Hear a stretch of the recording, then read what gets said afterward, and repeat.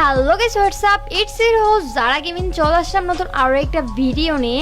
আজকের ভিডিওর টপিকস তো অলরেডি বুঝে গেছো কি নিয়ে হতে যাচ্ছে। গাইস, তোমরা বিগত এক বছর ধরে কমেন্টে বলে যাচ্ছ যে আমার আর সামির রিলেশনটা কিভাবে হয়েছে এবং আমাদের পরিচয়টা কিভাবে হয়েছে, এটা নিয়ে যেন একটা ভিডিও আনি, অর্থাৎ আমাদের লাভ স্টোরি নিয়ে যেন একটা ভিডিও আনি। তো ফাইনালি ভাবলাম যে আমাদের পরিচয় কিভাবে হয়েছে এবং আমাদের রিলেশনটা কিভাবে হয়েছে এটা নিয়ে একটা ভিডিও করা যাক। তো বেশি কথা না বলে শুরু করি আজকের video. Let's go hour today's video.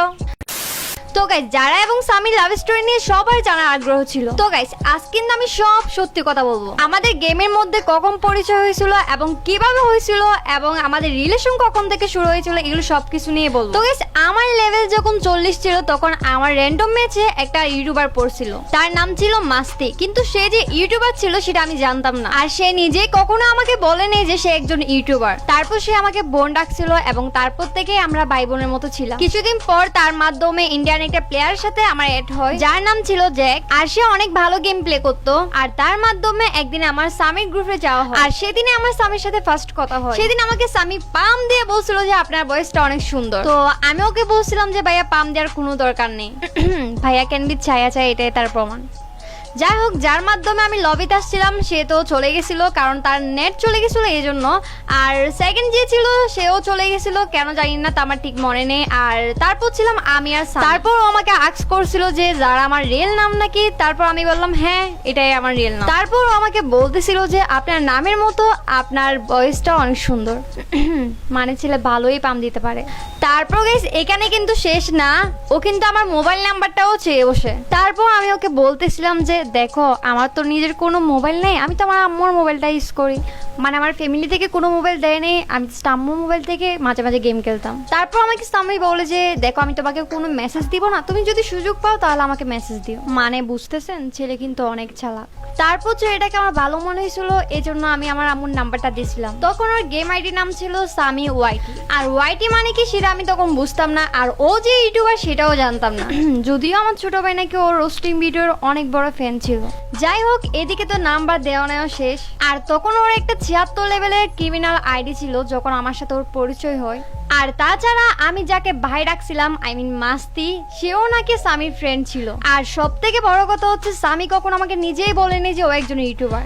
আর আমি তো ভাবছিলাম ওর কাছে ক্রিমিনাল বান্ডেল আছে, ও হয়তো প্রো প্লেয়ার, এই জন্য সবাই ওকে সম্মান করে। তো যাই হোক, ওই গ্রুপ থেকে কিন্তু আমাদের প্রথম পরিচয়টা হয়। তারপর দিন আমি গেমে আসি আর ও আমাকে ডাকে। তারপর আমাকে বলে কি যদি কিছু মনে না করেন তাহলে একটা কথা বলা যাবে। আমি তো শকড, কি না কি বলে ভাই। তারপর আমাকে বলে আপনার একটা পিক দেওয়া যাবে, প্লিজ না বলিয়েন না। আমি মনে মনে ভাবতেছিলাম ছেলেটা নাম্বারও খুঁজছে, এখন আবার পিকও খুঁজতেছে, তাহলে ছেলেটার মতলবটা কি। যদিও আমি রাজি হইনি, কিন্তু পরেও আমাকে অনেক কষ্ট করে রাজি করাই। তারপর আমি যখন ওকে পিক দিই, ও আমাকে বলে কি আমি নাকি বাইরের মেয়েদের পিক ডাউনলোড করে আমি ওকে দিচ্ছি, কেমনটা লাগে, মারতে ইচ্ছে করে না। এই ছেলেটারে বলি এটা আমি, কিন্তু ছেলেটা তো বিশ্বাস করতে রাজিই না। তখন আমার মাথাটা এত বেশি খারাপ হয়ে গেছিল, ইচ্ছা করছে ওরে যাই একটা তাপ করে দিই। যাই হোক, এখন আমার মেন উদ্দেশ্য হচ্ছে যে পিকের মেয়েটা যে আমি, এটা ওরে বিশ্বাস করানো। তারপর এটার জন্য আমাকে কি বলে, এটার জন্য কিন্তু আমি একটু রেডি ছিলাম না ভাই। ও আমাকে ভিডিও কল দিতে বলছে, লাইক সিরিয়াসলি ভাই। যাই হোক, আমার তো প্রমাণ করতে হবে যে এটা আমি, এই জন্য আমি তারে ভিডিও কল দিই মাত্র 1 সেকেন্ডের জন্য। তারপর রাগ করে আর কোনো কথা বলিনি। আর এদিকে আপনাদের সামি মহাশয় নাকি প্রথম দেখাতেই প্রেমে পড়ে গেছে, যদিও বিষয়টা আমি জানি পরের দিন, মানে তৃতীয় দিন। আর আমি শকড। আর তখন তো আমি রেগেই গেছিলাম যে প্রথম দিনে কি কেউ কাকে দেখে লাভ করে ফেলে। তো পরবর্তীতে আমি ভাবতেছিলাম এটা হয়তো ওকে কেউ ডেয়ার দিছে, কিন্তু না।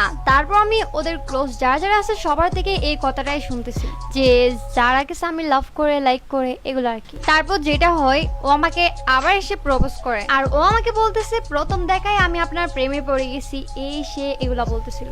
আমি তো অবাক, 2-3 দিনে কি ছেলে প্রেমে পড়ে গেছে, মানে কি। যদিও আমার ফেক ফেক মনে হচ্ছিল, মানে ভাবতেছিলাম যে হয়তো দুষ্টামি করতেছে। যাই হোক, তোমাদের আপু তো অনেক সুন্দর, প্রেমে পড়তেই পারে, স্বাভাবিক। যাই হোক, পাইসলামিটা বাদ দিই। এখন তোমরা অনেকে ভাবতেছো যে যারা আপু হয়তো হ্যাঁ বলে দিছে। জি না, এত সহজে হ্যাঁ বলার মেয়ে আমি না। আর তাছাড়া আমি ওকে চিন্তামো না ভালো করে, হ্যাঁ বলবোই বা কেন। তো আমি ওর সাথে ঠিক করে কথা বলতেছিলাম না কথাটা জানার পর। এদিকে ও মন খারাপ করে আছে আর শুনছিলাম কান্নাকাটিও নাকি করছে। এটা কিন্তু ওর ফ্রেন্ডরাই বলছে, কিন্তু আমি বিশ্বাস করি না, কারণ 2 দিনের পরিচয় কান্নাকাটি করবে এটা তো বিশ্বাস করার মতোই না। ইউ হ্যাভ টু বুঝতে হবে, মানে ফ্রেন্ড সার্কেলটা তো এরকমই, যেতটুকু হবে না তিনি ওতটুকু বানাই বলবে। এদিকে ওর অনেক ফ্রেন্ডরা আমাকে ভাবি বলা শুরু করে দিছে, আমি তো অবাক, ভাই এগুলো কি হচ্ছে আমার সাথে।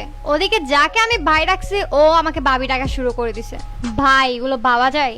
যাই হোক, ওর ফ্রেন্ড সার্কেলরা আমাকে অনেক সম্মান করতো, এটা আমার অনেক ভালো লাগতো, আর ও কিন্তু আমাকে অনেক সম্মান করতো। আর আগে কিন্তু আমি অনেক গেম খেলতাম, কিন্তু ওর সাথে পরিচয় হওয়ার পর গ্রুপে গ্রুপে আমার দিন যেত, মানে গ্রুপে খালি হ্যাঁ বলে টপিকস নিয়ে আলোচনা হতো। আর সব থেকে মজার বিষয় হচ্ছে আমি সামিকে সামি বলতে পারতাম না, স্বামী বলতাম, যেটার কারণে আমার সবার কাছ থেকে লজ্জা পেতে হতো। যেমন এখন মাম না মাম হানি এটা বলতে পারি না। যাই হোক, এটা নিয়ে কিন্তু আবার সামি অনেক হ্যাপি ছিল। এদিকে যখনই আমি গেমে আসতাম ওর ফ্রেন্ডরাও সুনাম করতে করতে শেষ, যাতে আমি সামিকে হ্যাঁ বলে দিই, কিন্তু আমি হ্যাঁ বলার মেয়ে না। কিন্তু একটা বিষয় নিয়ে সামির সাথে আমার অনেকবার ঝগড়া হয়। সামি আমাকে সবসময় বলতো যে আমি একটা মেয়ের পিছনে এতদিন ঘুরতেছি, কিন্তু মেয়েটা আমাকে পাত্তা দিচ্ছে না। তো ভাই কোনো মেয়ে কি কয়েকদিনে পটে? লাইক সিরিয়াসলি ভাই পাগল পাইছে আমাকে। তো একদিন ওর ফ্রেন্ডরা আমার সাথে রাগ করে বলে কি, ঠিক আছে হ্যাঁ বলতে হবে না, আমরা স্বামীর জন্য তোমার থেকে আরো বেটার মেয়ে খুঁজবো। তো এটা শুনে আমার মাথাটা অনেক খারাপ হয়ে গেছিল, কারণ কি বায়ো খুঁজলে খুঁজো, তো আমার কি, আমাকে এসে কেন বলতে হচ্ছে? ওদের ব্যাপার ওদের কাছে রাখো। তো তখন স্বামী উঠে বলে কি আমার কাছে যারা কে রাখবে অন্য কাউকে লাগবে না। তো আমি মাসি থেকে শুনে যে ও নাকি ফার্স্ট টাইম কোনো একটা মেয়েকে নিয়ে এত বেশি সিরিয়াস, মানে এর আগে নাকি কোনো মেয়ের সাথে কথাই বলতো না, কোনো মেয়ের গ্রুপেও যেত না। মানে এই কথাটা যাকে আমি ভাই বলছিলাম ওই আমাকে বলছে, কিন্তু আমি এত সহজে কাউকে বিশ্বাস করার মেয়ে না। আমি এগুলো নিয়ে মজা নিতাম, ফাইজলামি করতাম, আর স্বামীকে জেলাস ফিল করাতাম। মানে আমি এগুলো ইচ্ছা করে করতাম, অন্য ছেলের সাথে কথা বলতাম যাদের স্বামী রেগে যায়, মানে ও আমাকে রিয়েল লাভ করে কিনা এটা একটু পরীক্ষা করে দেখতেছিলাম আর কি। তখন আমি নোব ছিলাম ঠিকই, কিন্তু গেম খেলতাম সব প্রো প্লেয়ারের সাথে। তো এটা নিয়ে স্বামী অনেক জেলাস ফিল করতো আর রেগে যেত। জিনিসটা কিন্তু আমার কাছে অনেক ভালো লাগতো, ভাবতাম হয়তো রিয়েল লাভ করে, কিন্তু আমি ওকে ধরা দিতাম না, কারণ আমার ভয় লাগতো এসব রিলেশন গুলো। মানে লাভ জিনিসটা আমি বিশ্বাস করতাম না। আমি আমার মতো টাকা থেকে কিন্তু বেশি পছন্দ করতাম। সব থেকে মজার কথা হচ্ছে আমি তখনই জানতাম না যে ও একজন ইউটিউবার, মানে এতদিন একসাথে থাকা সত্ত্বেও জানতাম না ও একজন ইউটিউবার। তার উপর ওর অস্ট্রিম ভিডিও করতো, যেগুলো আমি একদম পছন্দ করি না। এদিকে ওর ফ্রেন্ডরা অনেক চেষ্টা করে হ্যাঁ বলার জন্য, কিন্তু আমি তো হ্যাঁ বলতে রাজি না। এটা নিয়ে নাকি স্বামীর অনেক খারাপ লাগতেছিল, ও নাকি পুরো ডিপ্রেশনে চলে গেছিল। তো এদিকে ওর ফ্রেন্ডরা বলতো তাক বাদ দে, ও যেহেতু রিলেশন করতে যাচ্ছে না তাহলে তাক বাদ দে, কিন্তু স্বামী তো এত সহজে মানতে রাজি না। ওর ফ্রেন্ড দেখে বলে আমি ফার্স্ট টাইম একটা মেয়েকে এত লাভ করছি, আমি তো এত সহজে হার মানবো না। তো এটার কারণে ওর অনেক ফ্রেন্ড ওর কাছ থেকে দূরে চলে গেছিল, যেটা সত্যি কথা। মানে ওর ফ্রেন্ডের সাথে না থেকে বেশিরভাগ টাইম কিন্তু আমার গ্রুপে থাকতো, যেটার কারণে ওর অনেক ক্লোজ ফ্রেন্ডরাই ওকে ছেড়ে চলে গেছিল। বিষয়টা কিন্তু আমার কাছে অনেক খারাপ লাগছিল, যার কারণে আমি ওকে আমার ফ্রেন্ড বানিয়ে নিয়েছিলাম। মানে পরিচয় হওয়ার পর আমাদের মধ্যে এতটাই ঝামেলা হয়েছিল যে আমরা ফ্রেন্ডও হতে পারিনি, আর তারপর আমরা ফ্রেন্ড হয়ে যাই। তো গাইস, এবার তোমরা জানলা যে আমাদের কিভাবে পরিচয় হয়েছে, তারপর আমরা কিভাবে ফ্রেন্ড হয়েছি। তো পরবর্তী পার্টে জানবা আমরা কিভাবে ফ্রেন্ড থেকে রিলেশনশিপে গেছিলাম। কিন্তু হ্যাঁ, স্বামীকে কিন্তু আমার একটু একটু ভালো লাগতো, এটা কিন্তু আমি মুখে স্বীকার করতাম না। তো গাইস, এভাবে আমাদের ফ্রেন্ডশিপ হয়, এবং পরবর্তী ভিডিওতে জানাবো কিভাবে আমরা রিলেশনশিপে গেছিলাম। আর সেই ভিডিওটা আসবে, এই ভিডিওটাতে যদি 50K লাইক হয়, তারপর এখনো অনেক টুইস্ট কাহিনী বাকি আছে, তো ওইটা শোনার জন্য 50K লাইক এমটা কমপ্লিট করে দিও। আজকের ভিডিওটা এটুকু পর্যন্ত, টাটা বাই বাই।